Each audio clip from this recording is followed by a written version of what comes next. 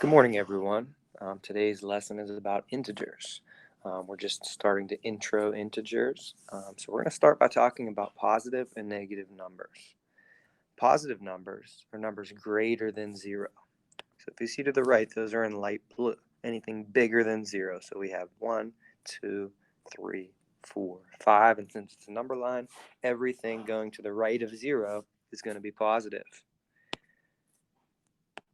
Positive numbers can be written with or without a plus sign. So if I just want to write a positive number, let's say I want to write 1, I can write it as 1, or I can write positive 1.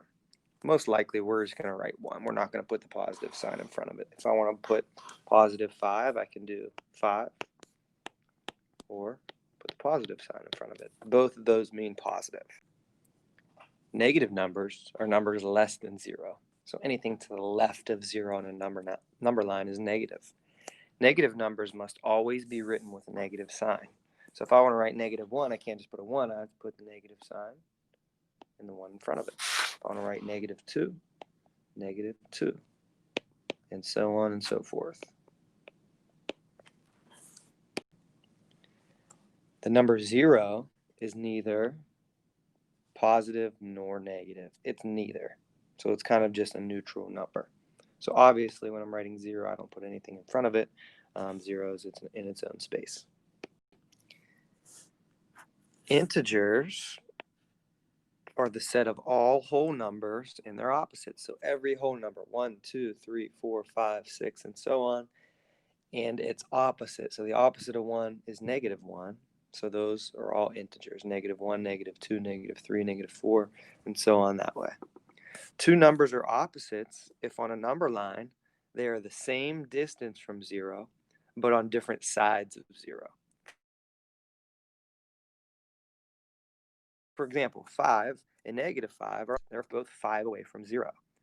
And the number 0 is its own opposite. It really doesn't have an opposite. The opposite of 0 is 0. Now, if I go down to a few examples, it says to graph the opposite of the number shown on each number line. So for number 6, we have -1 graphed. Okay, right here, I'll do it in red. And we need to find the opposite of that. Well, the opposite of -1, since it's 1 away to the left of 0, we need to go 1 to the right of 0. And it would be +1. For number 7, I have the number 7 that's graphed here, and I need to find the opposite of that. So I know that the number 7, or +7, is 7 numbers to the right of 0. So I need to go 7 spaces to the left of 0. That would take me to 1, 2, 3, 4, 5, 6, 7. That would take me to -7. So the opposite of 7 is -7.